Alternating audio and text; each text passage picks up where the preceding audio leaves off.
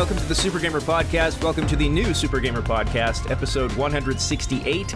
Our guest this week is a FIDE Woman Candidate Master at Chess, which was achieved in 2014, I believe, a Twitch partner, a Chess.com partner. She has represented Bolivia twice in the Chess Olympiad. She's a cosplayer, Twitch streamer, obviously. We have Alexandra Prado. Thank you for being here. Thank you, Mark, for having me in the podcast. Thank you so much. So I love chess, but I'm terrible at it. I started as a kid and then didn't play for years and years and years. And recently, like so many people, there's a big chess craze going on right now, and I'm back into it. I am rated very low. You are rated 1859 in standard, I believe. I'll start actually with, on chess.com, I just want to ask the significance of your username. Your username is Deep Fear. Does that refer to anything, or why did you make that your name? Well, I think it was just for fun. I remember the day I made it, I was trying to find a name, but I didn't want to put Alexandra or something like that. And I was with a friend, and I remember the day before we were watching the movie. It's called like that. So I was like, oh, okay, I like sharks and I like that, and I think it's cool. So I chose that. I think it's funny. All right. You also started very young at chess. Your parents took you to a chess school. I'm going to butcher this name, I'm sure, but El Palacio de la Ajedrez when you were 7 years old. Why did they take you? Were they chess players? Did you have an interest in it? Actually, my parents, they like to take me to different classes of different things. I was having, I remember a little bit of art, taekwondo, and other activities. So one of them was chess, and I think I was good at it, and I continued doing that, and I stayed there. Yeah. Well, I guess art and taekwondo, it seems like a lot of these things they took you to must have stuck, because I know you draw very well, and you want to get into chess boxing, which isn't taekwondo, but it's fighting. Yeah, recently I started to train chess boxing, and I think it is really helpful because to play chess, you just know you need to be in shape too, because I think it's necessary, at least if you play in professionally. I think it's really necessary because you get tired easily if you need to play 5 or 6 hours of one game. I think you need to be. I was going to ask that. Yeah, I mean, chess at high levels like you're at, it's a game of attrition as well as thinking and talent, and that like you say, if you're playing for several hours, you mentally tired, physically tired. So how important is diet and exercise, and do you have a specific pre-tournament meal that you always eat? I remember right now I'm not competing too much in tournaments, but when I was, I remember my trainer prohibited to me to eat before the game. If I ate, it had to be something really light, and I remember that. Also, he didn't like we eat fast food. At least in the tournaments, he liked we sleep early and everything. So. And I think it's really important because, it's not the actual world champion, but it's Magnus Carlsen, the last champion. I don't know, and he's in good shape. And also the same is Kasparov. I remember one time my trainer told me a story about him, how when they present the Kasparov to the media, the TV and everything, they were waiting someone it's very skinny, small, with glasses and everything. And there suddenly world boxing champion arrived because he was like really good and big. So I think it's really important, and I think this is a factor. The last, not the last one before the match for the World Championship between Nepo Mianic, the Russian, and Magnus Carlsen. I think this was very crucial for decisive for the championship, because I think the games were like draw, and everything was equal for many days until it got a point. One of the games last like 8 hours. I remember that day, and he was so tired, the Russian Nepo, and he lost. And after that, he started losing the rest of the games like that. So Right. Before we chess boxing, I have to ask. I mean, I don't know a lot about it, but in my mind, if it's half boxing and half playing chess, like, wouldn't you just want to get good at boxing? Like, if you can knock out your opponent, what do you need the chess for? yeah, I was talking about that when I start, because recently I start like, oh, I need like 1 year or 2 years to be good at boxing, and they say yes, but you have something really important in chess boxing, and I ask what? Chess, and you are good at it, and I was happy because they explained me like to be a chess boxing player. It's important to be in a good level in chess and also in chess boxing, of course. But if you are better than your opponent in chess, I think you can be like a little bit defensive in boxing, like that, and you can try to be aggressive, like in the chess game. I think, yeah, that's a plus. That's the advantage, like in the chess, because it's half and a half. Right. That makes a lot of sense. You don't need to sort of put yourself out there physically as much if you know you can just wait till the round ends and then beat them on the board. Cool. Yeah. So back to when you were a kid, you've said before when you started chess, the other kids, you were just starting, the other kids were more advanced than you. So what was it that kept you playing? Why were you interested when you were losing? I think because it was for fun. I didn't see chess as a competition or something like that. I just like to spend time there. I enjoy my time playing chess, and in my mind was not like to play tournaments, nothing of that. I just like chess and I wanted to play. That's why I stayed, I think. And I didn't know I was good at it. When I get good, I thought I was terrible. So, yeah, and I think the consistency, I don't know if that word is okay, the consistency like put me like in the top. So I was really, really happy, and I start playing tournaments. You've often said that chess is a mystery to you. What do you mean by that? It's because I think chess is many things. Like and also it's very complicated and difficult, and you put there many things like the emotions, all the things you have to calculate, the decisions you need to take in every move. It's like a life. And also I think like chess is art. You can express yourself there, like you can show your personality, and it's depending also how do you feel. Yeah, I think, yeah, I think it's incredible. I really like that, and it's hard. It's difficult. Yeah. Yeah, I definitely, even though, I'm well aware of how bad I am, when I play chess and I lose, actually affects my mood for the day. Like if I'm on a losing streak, I'll be just mad at myself, even though I know it's so silly, you know. But it just like, oh, I should have done better. Yeah, yeah.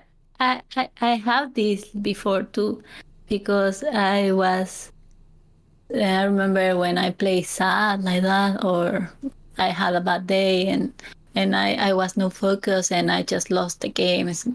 And even in tournaments like that, I remember.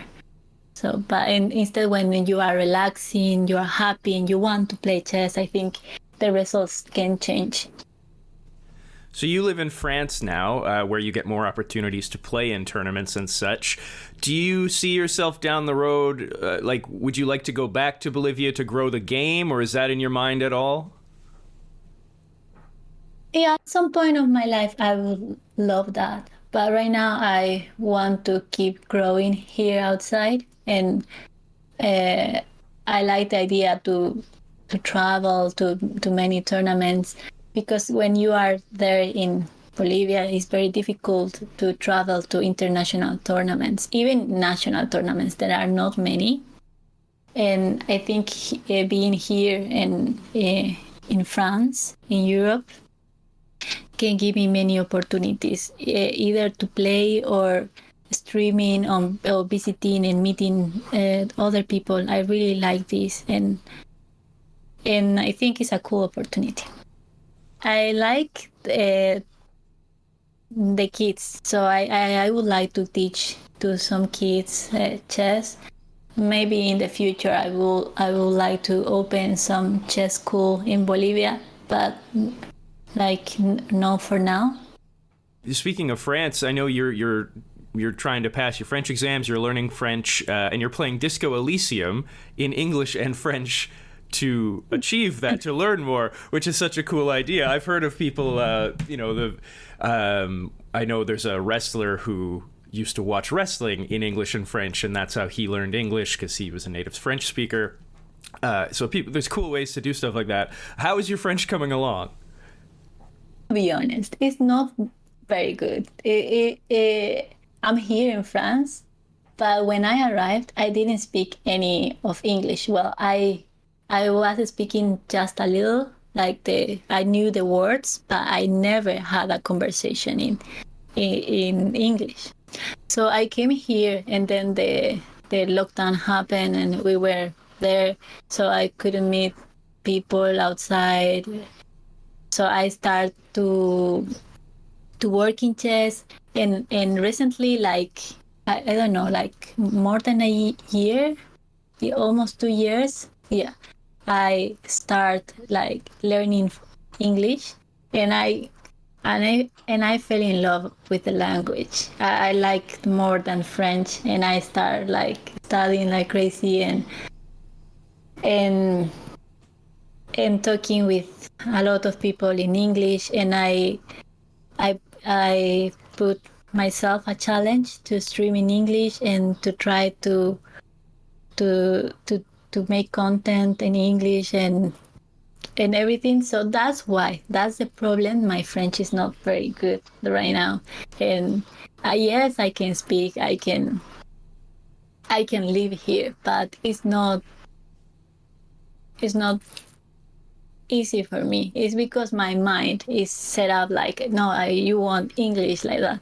But now I have to do it, and I change everything. I don't watch anything in English or Spanish. I just watch in French, and trying to play also some games like the Disco Elysium in French. Even I was playing The Witcher, and I in French with the subtitles in English, and I fell in love with that game. It's really cool. Are you able to play in French with subtitles in Spanish, or is that not an option? Disco Elysium, yes, but in The Witcher, no. I think it's English and French.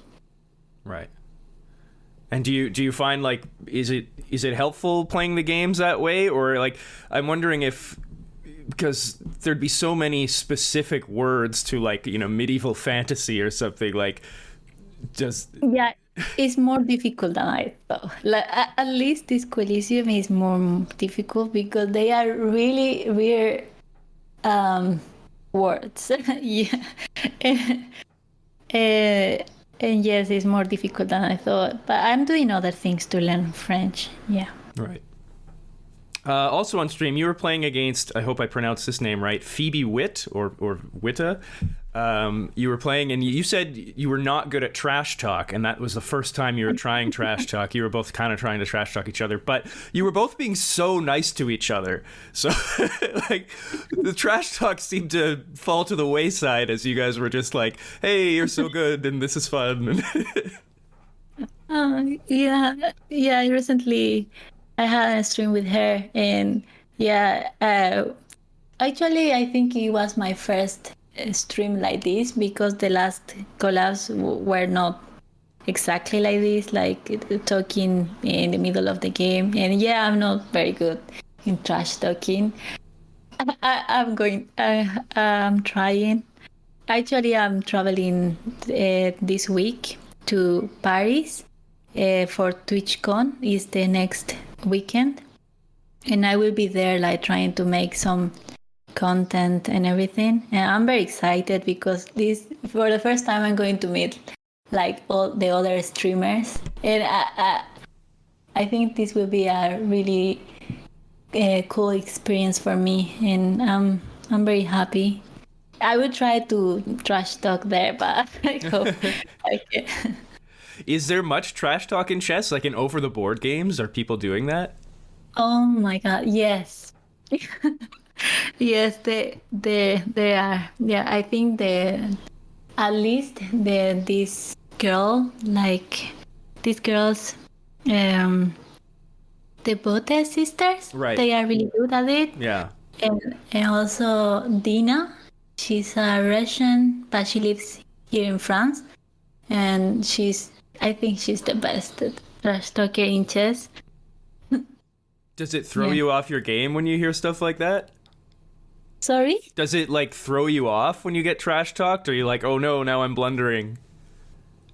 One time I played against Andrea, and she was trying to make a conversation with me, and I was so focused, like, no, you will not distract me, and I'm going to beat you in my mind. So she was like, she couldn't like to have a trash talk with me and to have a conversation, and somehow she started talking with other person, and she got distracted, and I beat her. Very nice. And the next game she was like, no, I have to focus, and we play other game. Do you prefer playing online or over the board? And like, what's the main difference between them? When I prefer to play over the board, I think it's more fun, and you take this more serious, like more with more passion. I think I like more over the board. It's more realistic, but also it's fun to play online because it's very easy to find games and people to play online. Like every second they are millions playing. Do you have do you have a lot of different chessboards at home? And do you have like a really prized one? Is there one chessboard you're like, oh, this is my favorite? Many chessboards. Yeah, I left a few in Bolivia, and here I got some chessboards. I have some a small collection. I have a really tiny board. I think it's like less than the size of my hand, and it's really cute. I've got one from when I was a little kid that I don't know how I still have it, but it's missing a couple pieces, so it doesn't really count. Yeah, it's sad when they are missing pieces, but you can still playing. You can replace some pieces with Right, other objects. we do. We have like a little Lego man for one of the pawns. No, it's much better. On Instagram, I believe last month you made a post. You said, anyone who comments on this, I will play a correspondence game with you. And then you got like 300 or more responses. Are you still trying to play all those people? And did you, when you saw that, you were like, oh, I'm in over my head. What am I gonna do? Yeah, I this went crazy. I had a lot of challenge. Like I don't know, like 100 or something. I still play in some of the games because you can play. There are correspondence games, and you can play one move if you want in 3 days or something. And I still playing. I think it was a really good initiative that. It seems to me like every game then would almost be like you're doing a puzzle. Like you come back to it every couple days. You're like, okay, now. Yeah. I had to go back some moves to see. Oh, okay. What is this game? Okay, I played this before. Okay, because this is my idea, and I play. So yeah, it's like a puzzle. That's definitely a problem I have. So I play with a friend of mine. We'll do 1 day moves, right? And he's much better than me at that. I like to play rapid and blitz and whatnot because I have a short attention span. But when I go back for these day-long games, every time I'm like, wait a minute, I know I was setting something up here, and now I don't remember what I was doing. Yeah. When you are playing, like sometimes happen to me when I'm playing a classical game, like not sometimes, like rarely, I remember I wanted to play some idea, like I calculate everything, and first I go with my knight there, and then like all the moves, right? But suddenly, I played the second move I thought, and it's lost, and all my calculation was like going to the trash. I don't know, and I lost. So I think, yeah. And the worst thing is I wanted to play the other piece first, but I think it got like too many variants and a really big line. So I played the second move, I thought, and I didn't like that. I should tell you, so a lot of what you do on Instagram and TikTok, you post various trap openings just to show people, how they're done and how these cool checkmates can be done. And I did one of yours, and it worked, which was very fun. I think it was the Scotch game trap. Yeah, it was like, I think I even screwed it up, but it ended up working anyway. That's cool. Yeah, some traps, they are cool. The most of them, they will not happen. Like they very rare, and it can work. Like if you have some level of chess and you want to win just a game against your friend or something like that. But yeah, some traps, they are very beautiful and cool. Yeah, so I fell many times in traps now at my level, and I still don't know very well. They are different traps. I think I will show them. Any idea why your Halaser trap video on TikTok has so many more views than your other traps? Like, is that just the super popular one? It has like 7 million views. In TikTok, yeah, I think I was experimenting, like how to make the videos and how to show and everything. And so I have a friend, and he's helping me like to make these videos, because before I was just showing the traps, like teaching them, but now it's like acting, like I'm playing with him, and sometimes he beat me, and sometimes I beat him with small traps. I think that's why, and they like that. Right. They think it's a real game or something. I don't know. I like your friend's hand acting. His hand is always doing like what do I do now? Yeah, he's really good at it. It's like okay, before to play the game, like, okay, we will do this trap, and I explained him, and he was like, okay, so in this moment, what a normal person would think, oh my god, I have a free queen, oh wait, he's attacking me here, I'm scared, or something. He was like showing emotion just with his hand. I think it's really cool. Yeah. When you do coaching, and when you're coaching new or bad players like me, like what's the number one mistake? You sit down, and you're like, okay, right off the hop, I need you to learn this. Like what they mistakes they do. Like, what's just something that you find very common, like poor play for players at my level? Yeah, I think the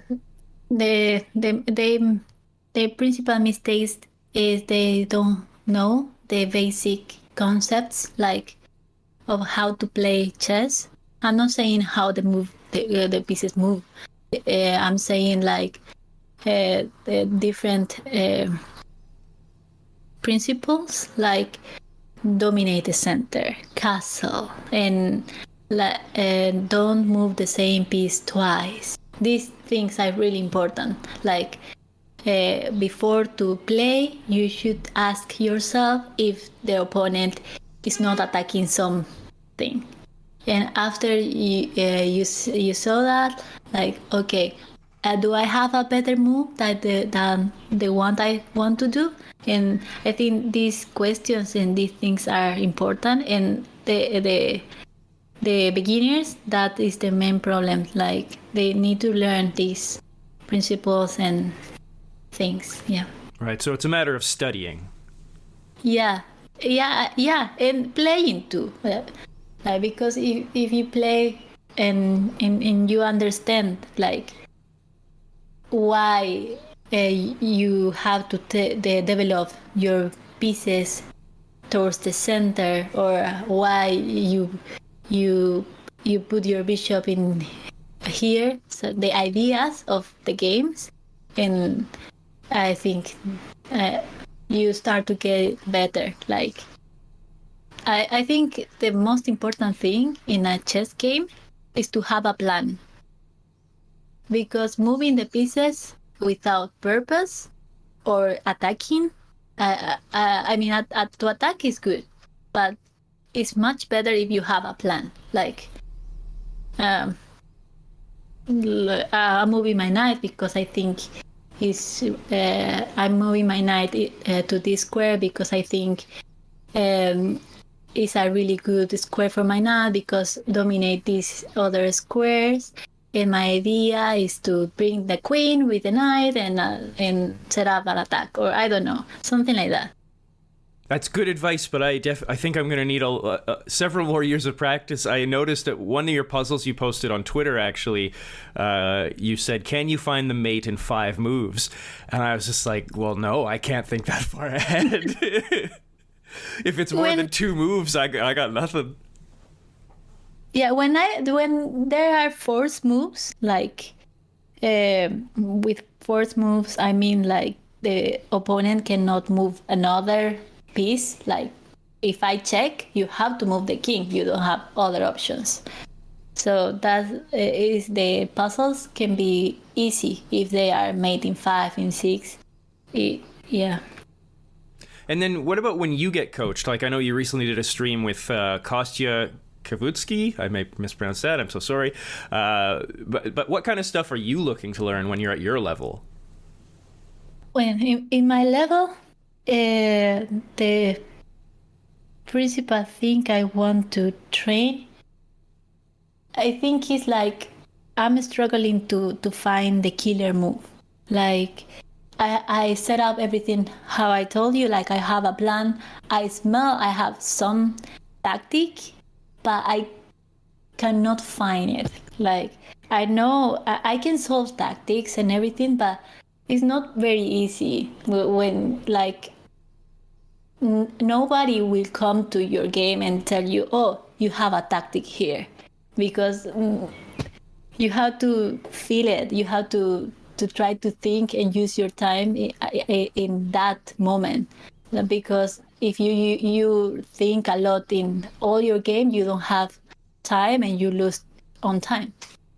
Yes, that's the thing I want to train. Other thing is like the time management, like to play blitz, and also in classical games, I think is really important because you play all the game really good, well, I don't know, and once you don't have time, you start playing like you are a beginner in you blunder your queen, you blunder your pieces and everything.